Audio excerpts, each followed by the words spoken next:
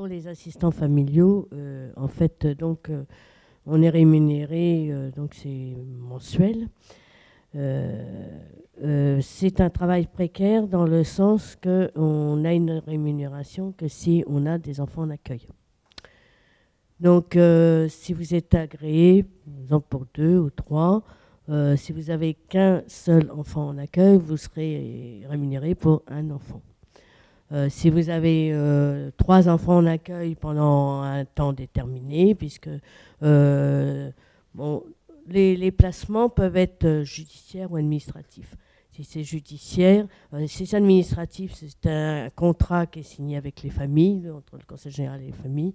Si c'est judiciaire, ce qui est la majorité des cas, donc c'est lié au juge et il est déterminé pour un temps donné qui peut être raccourci si la situation a évolué et qu'il n'y a plus de raison de séparation de l'enfant.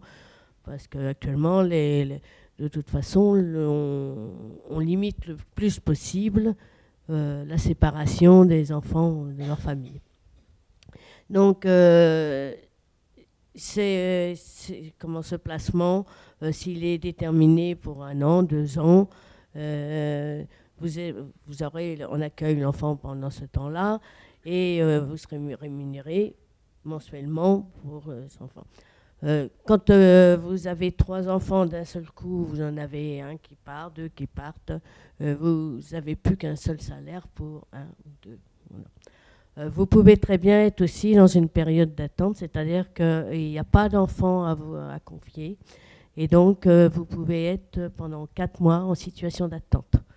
À ce moment-là, vous avez une indemnisation qui est de l'ordre de 3 SMIC et demi, 3 heures de SMIC et demi. Donc ça fait vraiment un salaire minime, dire. Et au bout des 4 mois, s'il n'y a toujours pas d'enfant à vous confier, à ce moment-là, vous avez un licenciement. Donc le licenciement, après, c'est comme un licenciement de n'importe quel salarié. Et à la différence près, c'est que lorsque le Conseil général a de nouveau des enfants à vous confier, il vous demande si vous êtes à ce moment-là encore partant pour exercer ce métier-là, et donc il vous réemploie. Donc c'est en ça que c'est un métier précaire. Maintenant, bon, c'est évident que les enfants vont à l'école dans la journée, mais vous êtes rémunéré pour l'accueil. Voilà, c'est un accueil. Non, c'est un accueil à la. Voilà, il y a des accueils intermittents, des accueils continus. Accueil continu, donc c'est au-delà de 15 jours consécutifs. Accueil intermittent, donc là c'est à la journée, en dessous de 15 jours consécutifs. Et si c'est un accueil continu, vous êtes mensualisé. Si c'est un accueil intermittent, vous avez donc un salaire calculé à la journée. C'est rarement quand même il y a un minimum quand même, donc c'est rarement sur le seul enfant que vous accueillez, parce qu'il y a quand même un minimum.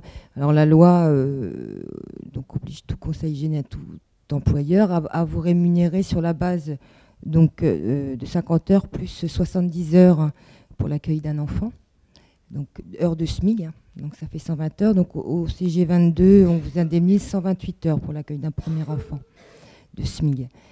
Après, vous percevez, donc si la loi prévoit 70 heures pour chaque enfant supplémentaire accueilli, au CG 22, vous percevez 94 heures supplémentaires. Donc en gros, un salaire donc rémunéré au SMIG, 128 heures, on est à peu près avec des charges moindres que dans le privé, parce qu'on n'a pas les mêmes cotisations, on est à peu près à un petit peu plus 1000 euros net par mois. Pour un enfant, 1700 pour 2, voilà, de salaire de base. Parce qu'effectivement, je ne vais pas rentrer dans le détail de tous les indemnités, les choses, suggestions spéciales qui peuvent y avoir. C'est juste pour vous situer.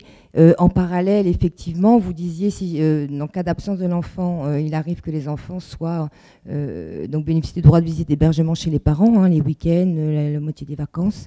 Dans ces moments-là, vous continuez à percevoir votre salaire.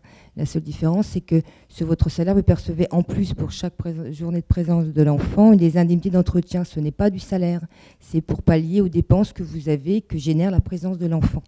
Donc ça, vous ne le percevez plus si l'enfant n'est pas chez vous, hein, mais votre salaire est maintenu. On est quand même dans une mensualisation maintenant, c'est un métier, voilà.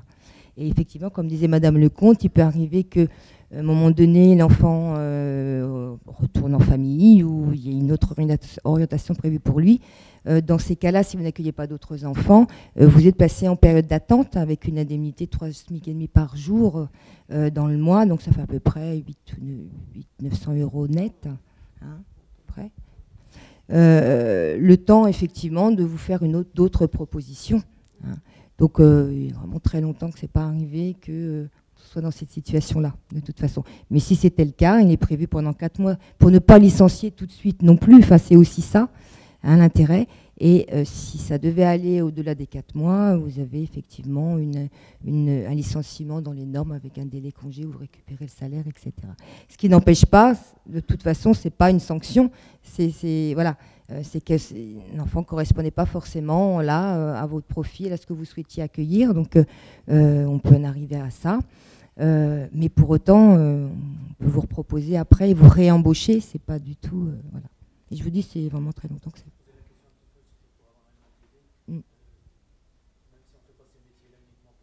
C'est un métier de toute façon. Ouais. Bien sûr. Alors c'est aussi ce qui est évalué dans la demande d'agrément. Voilà.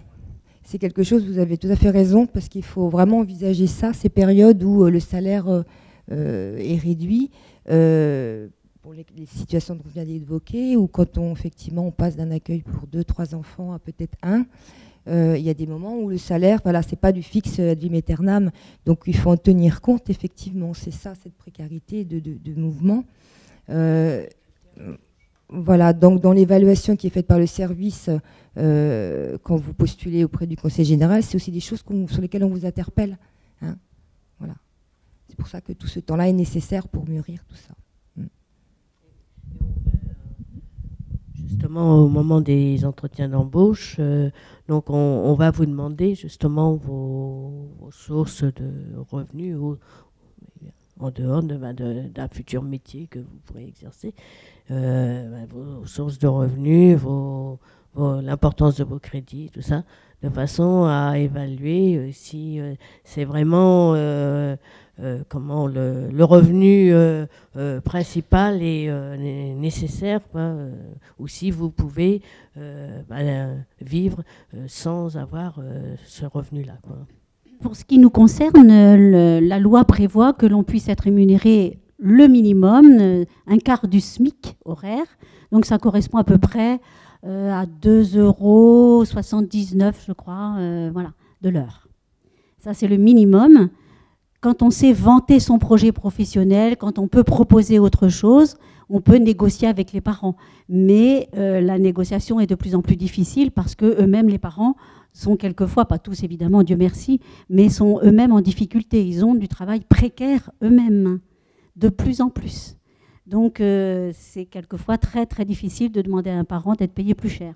Bon, par contre, nous avons depuis 2005 une convention collective qui gère notre statut, et du coup on est nous aussi mensualisés. Hein, quand on a un contrat fixe avec des parents, on peut mensualiser, ce qui permet d'avoir non pas des mois avec un salaire à peu près normal, et au mois de mai avec tous les ponts, les trucs, les machins, les bidules, on se retrouve avec un salaire divisé par 3. Donc pour éviter ce qu'on a vécu nous pendant des années et des années, on mensualise, si bien que tout est lissé sur l'année, et tous les mois on a le même salaire.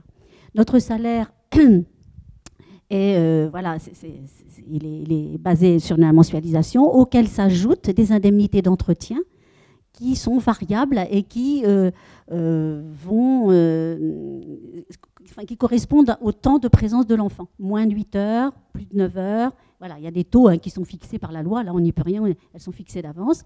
Donc, ces indemnités d'entretien, c'est pour pallier aux frais que vous avez de papier toilette, d'eau, les petites serviettes de toilette que vous êtes obligé d'acheter, qui sont réservées à l'enfant, les petites serviettes de table, enfin voilà. Toutes ces choses-là qu'on est amené à nettoyer, à utiliser. Ces indemnités d'entretien vont vous permettre de financer ces choses-là. Hein, les chasses d'eau, parce qu'au bout d'un moment, quand il y a 3 enfants qui sont assez grands et qui vont aux toilettes tous les jours, on ne va pas les empêcher d'aller faire le pipi quand même. Hein, et voilà, ça coûte quand même. Et ces indemnités d'entretien-là permettent de ça. Ça aide aussi à l'achat de matériel ou de petites activités du style gommette, peinture, etc. Ça sert aussi à ça. Hein. Bon, la CAF, maintenant, donne une aide substantielle quand on est assistante maternelle agréée et que l'on démarre. La CAF peut donner aussi une aide si l'on achète du matériel neuf et en apportant, bien sûr, les factures. Hein. Voilà.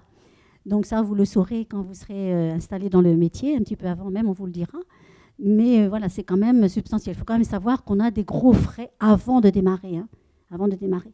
Donc, si on pense pouvoir accueillir un bébé, eh bien, on n'achète pas tout. Hein. Au fur et à mesure de nos salaires, eh bien, on achète d'abord le lit, et puis le petit matelas, évidemment, tout neuf, et puis voilà, les petits draps, et puis voilà, le mois d'après, on achètera peut-être la poussette, voilà, mais on ne peut pas tout faire d'un coup. Hein. Par contre, faites très attention au vide-grenier, on en parle, et on en reparle, et on en reparle. Très attention à tout ce qui est acheté en vide-grenier. D'une part, pour des raisons de sécurité, on ne sait pas comment a été utilisé l'objet, comment il a été utilisé. On n'a plus du tout, en général, les modes d'emploi, l'adresse même du fournisseur, enfin, etc.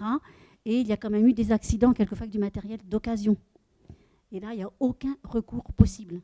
Et si vous êtes en situation d'avoir du matériel comme ça et que vous avez un incident, voire un accident, les assurances viennent vérifier votre matériel.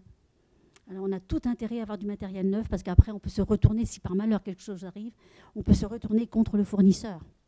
Voilà, ça c'est une protection pour vous, assistante maternelle. Voilà.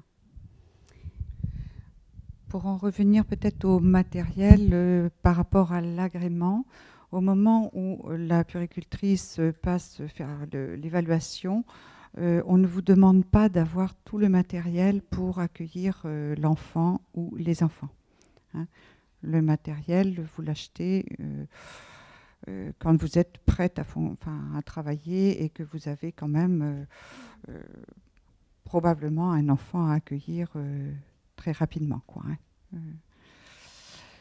Pour en revenir à l'agrément aussi, je vous disais que c'était un agrément qui était donné pour 5 ans, renouvelable au bout de 5 ans, hein, de même que pour l'agrément assistante familiale.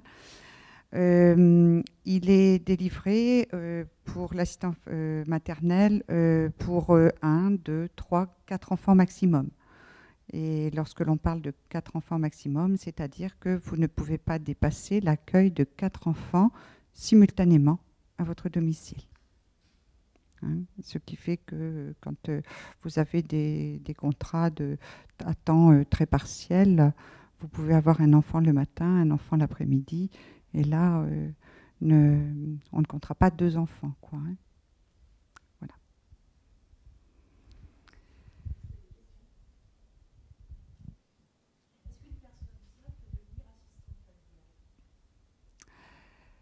Oui, ça arrive.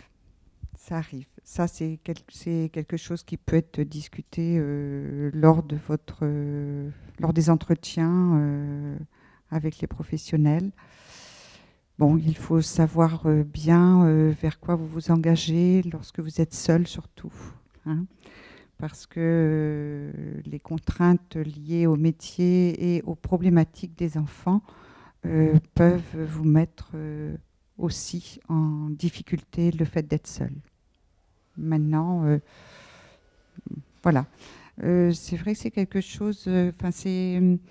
Vous pouvez avoir aussi, lors des réunions, il y a une rencontre prévue à un moment donné de cette réunion d'information où vous pouvez échanger avec les professionnels en activité, avec des assistants familiaux.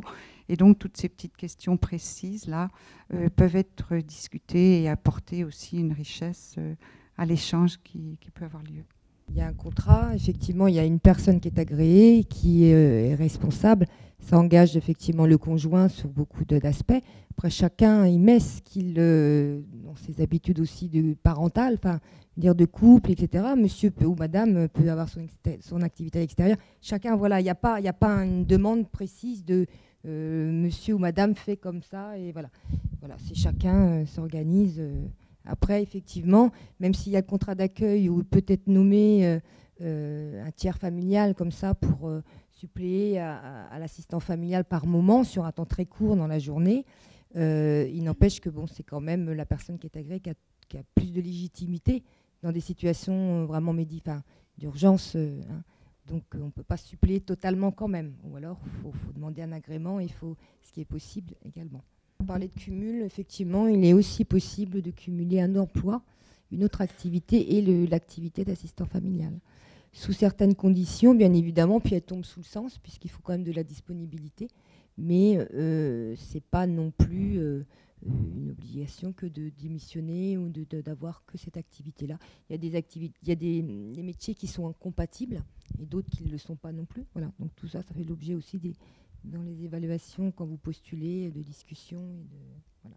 Mais c'est une possibilité aussi.